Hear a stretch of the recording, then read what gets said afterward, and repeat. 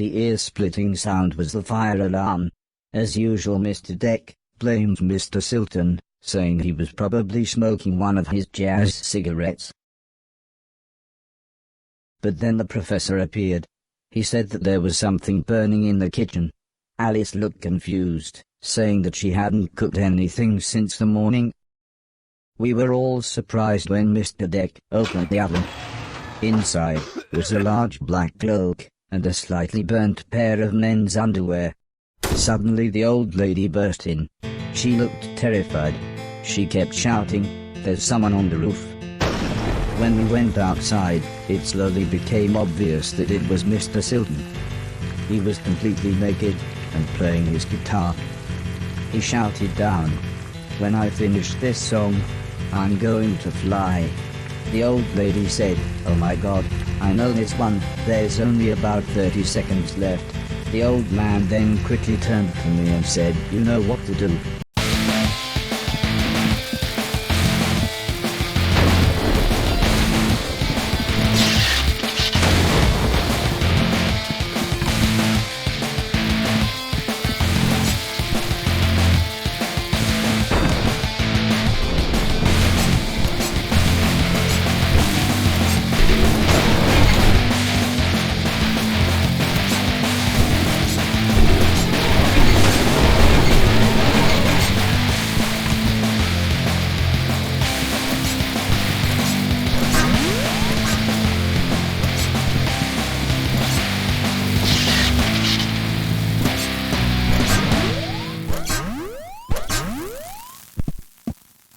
By the time I had made it up to the roof, Mr. Silton was beside the edge.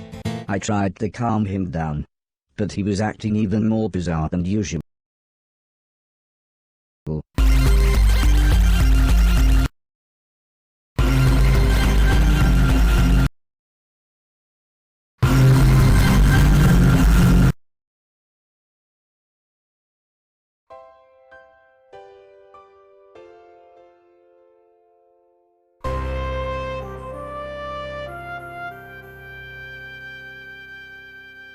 After an hour or so, Mr. Silton was fine. He said he had eaten some bad magic mushrooms. Part of me wondered why he hadn't doubled in size. Still, he was soon laughing and joking with the paramedics. One of them said he looked like the world's worst clown. I don't think Mr. Silton liked that. So he told his own joke. But that just made the other paramedic call him Marshmallow Marceau. I don't think he liked that either, but at least he was still in one piece.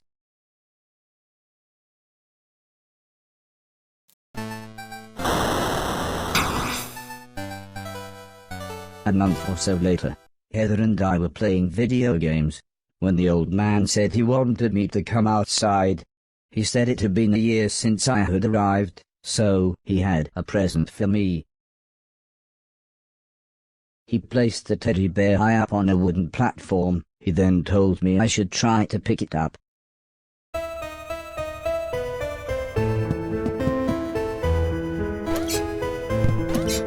Try as I might, I couldn't reach the teddy bear. However, I still don't understand what happened next.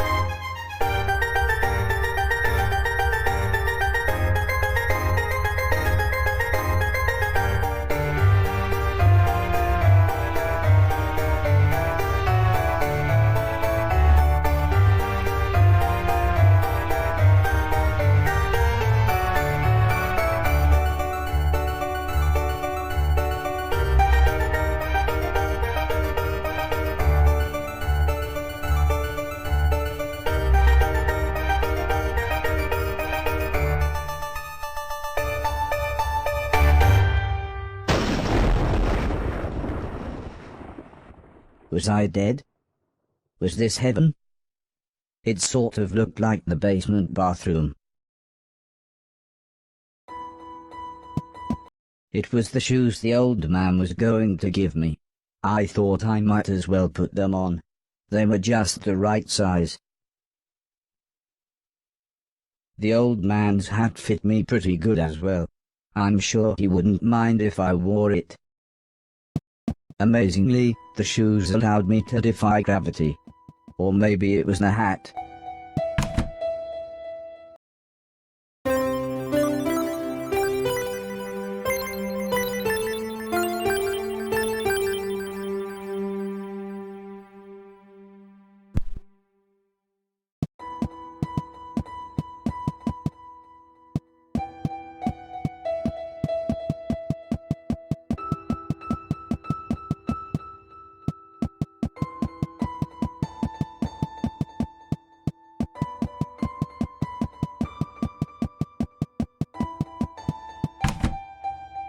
Part of the basement was flooded, and the stairs had collapsed. I didn't know what was going on, but I knew I wanted to get back upstairs. The gate was locked. I would need a key to it. I had to be careful. The electricity was going haywire in some places.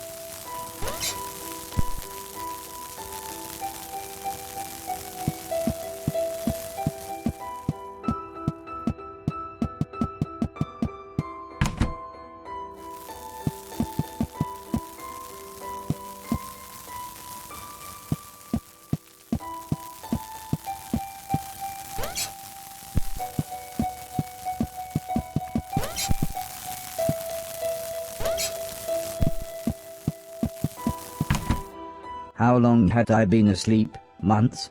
Years? I was so confused. Where had everybody gone?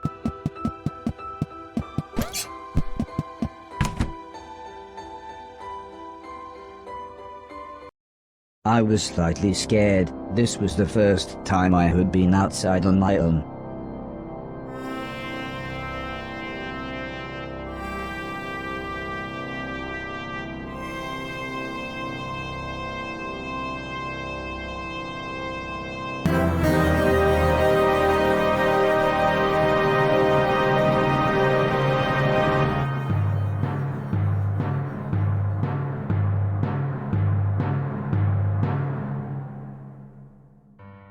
I knew what I had to do. This had to be my purpose. I would clean a million things, so I could become a real boy. Whatever that meant.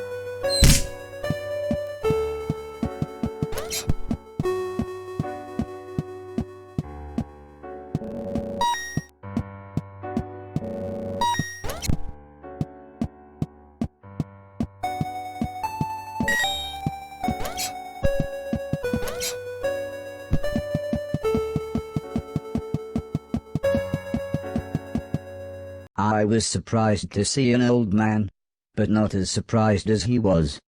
It turned out he was blind. He was kneeling on the floor with his hand in a drain. When I asked him what he was doing, he said his cat had crawled into the pipes, and he was trying to get her out. He was very happy when I offered to help. He said there was no way we could reach her from here, so if I was willing, I could make my way through the sewers and get her from the other end. He said he would turn off the water for as long as possible, but I would have to run, as the pipes would soon fill up again. I happily agreed. So he gave me a key. He said this will open all the sewer gates. Go through here, then down the ladder, and through the big door at the bottom.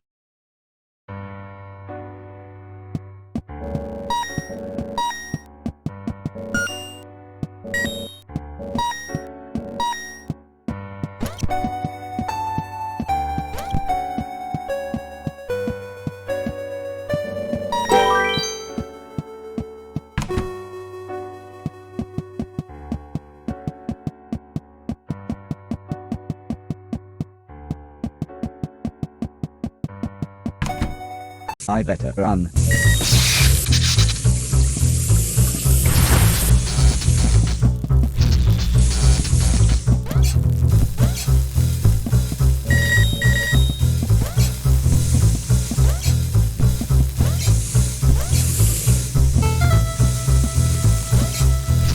I better run.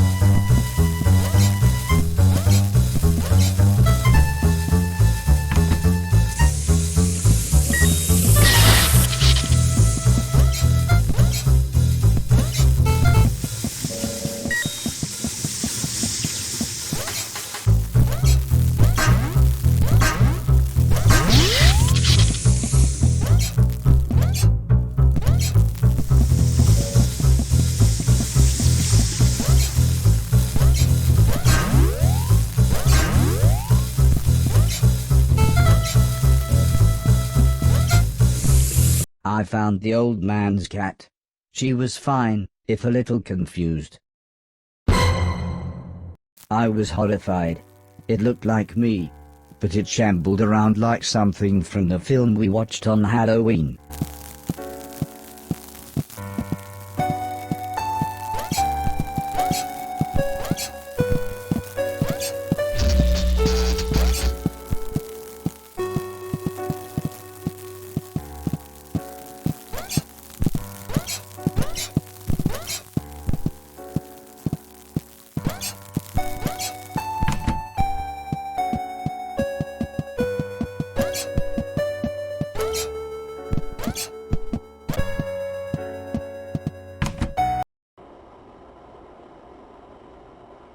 The man was happy to have his cat back. He looked so content with her sat on his lap.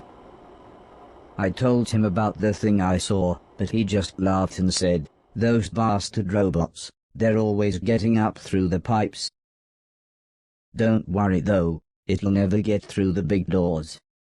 If I had my way, we'd have blown up the lot of them when we had the chance." I wasn't sure what he meant, but I decided now wouldn't be the best time to tell him I was a robot. The man laughed and said, "Don't worry, I know who you are," and told me that he knew the old man.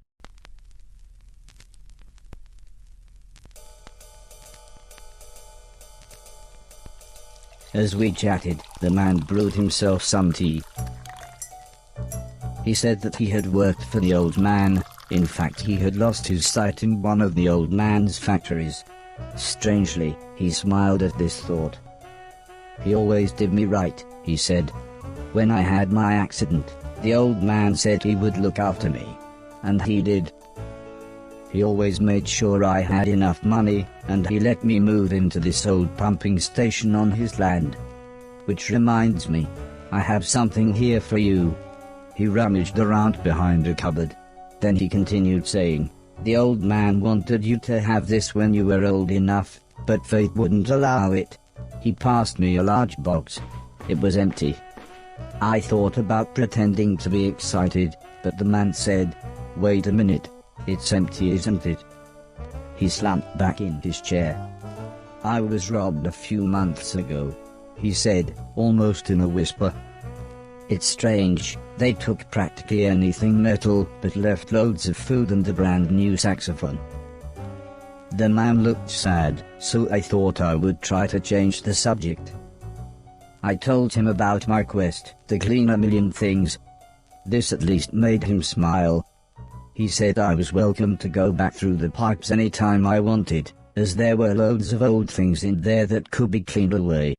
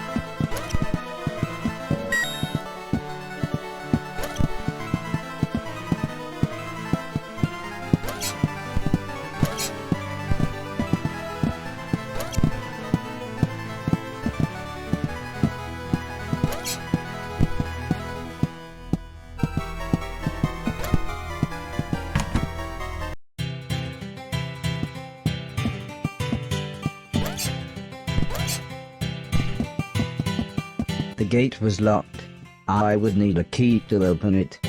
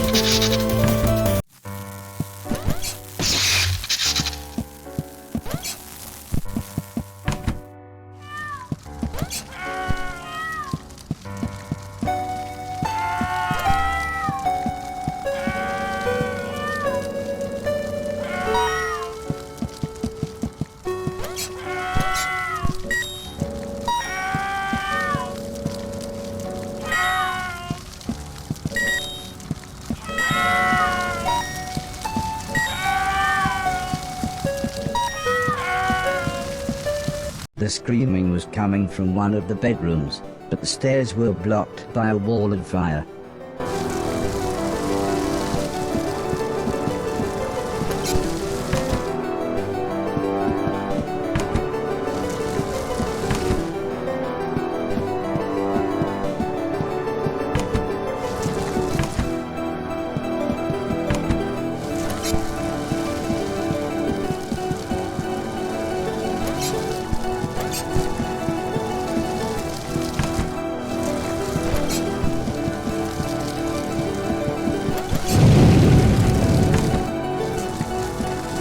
People screaming turned out to be a man, a woman, and their children. They were confused and terrified. At first the man looked like he was ready to fight me, but after I convinced them that I was there to help, he calmed down. There was no way I could carry them all at once, so the children went first.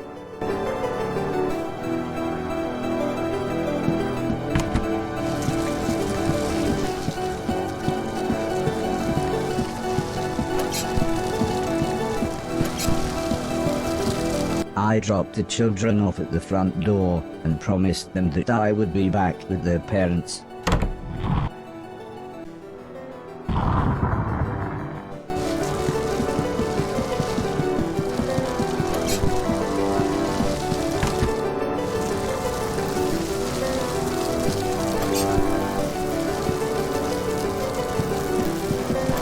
The fire was getting much worse, so the woman went next.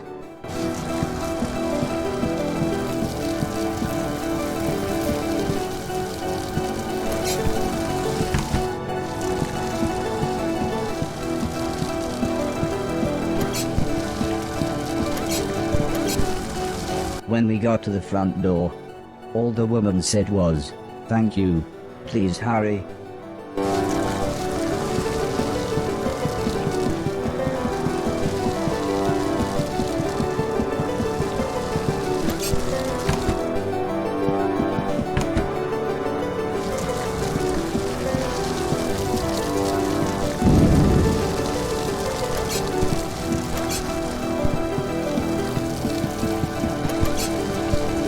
By the time I managed to get back, the man was unconscious.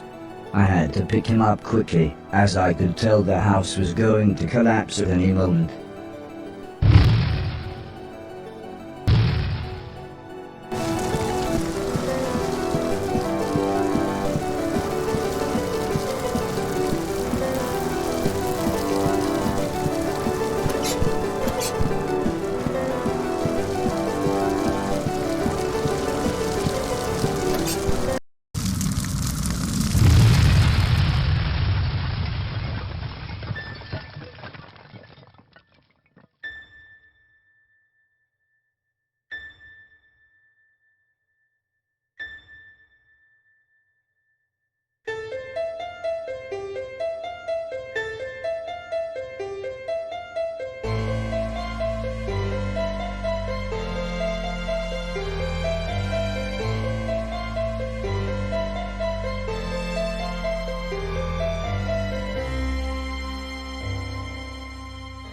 I helped the family set up a tent so they had somewhere to stay. The kids were excited as they got to camp outside, but I think they knew they had just lost their home. When I mentioned my quest to clean a million things, the man said I should look through the rubble of the house, as they had no use for it. So, when everyone was making dinner, I looked through the wreckage. There wasn't anything I could clean, but to my astonishment, I found a TV set and a games console. With a bit of fiddling I was able to get them to work. So I sat playing games with the kids until their parents said it was bedtime. As we talked, the man opened a bottle of wine. I asked what had happened, why was everything so ruined? The man looked at the woman, then the woman sighed and said, "There was a war." "Yes, a war," said the man. "One side of the planet attacked the other, and before we knew, it was all over. Everything gone. Everything destroyed." "Well, it's late," said the woman. "We should really get some sleep. Help yourself to anything you need, and we'll see you tomorrow.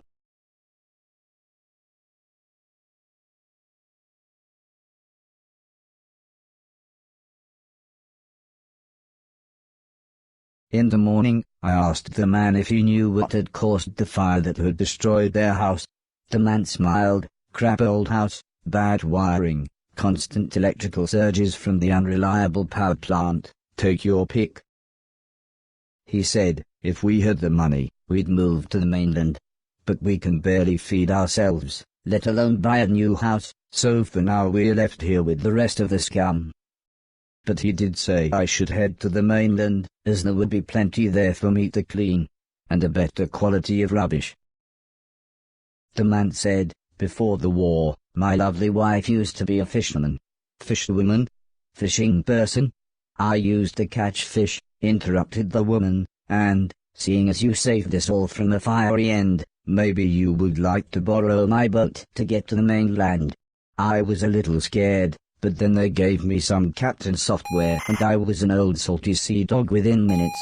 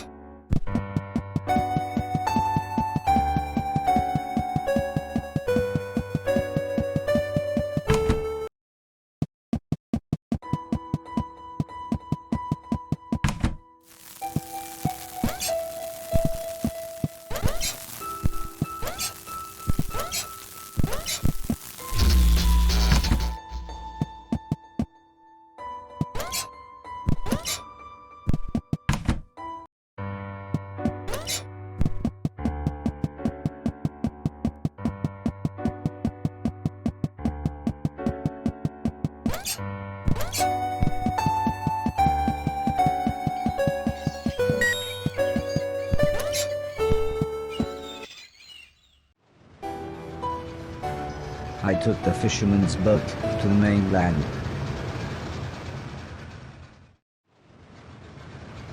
The fisherman was right.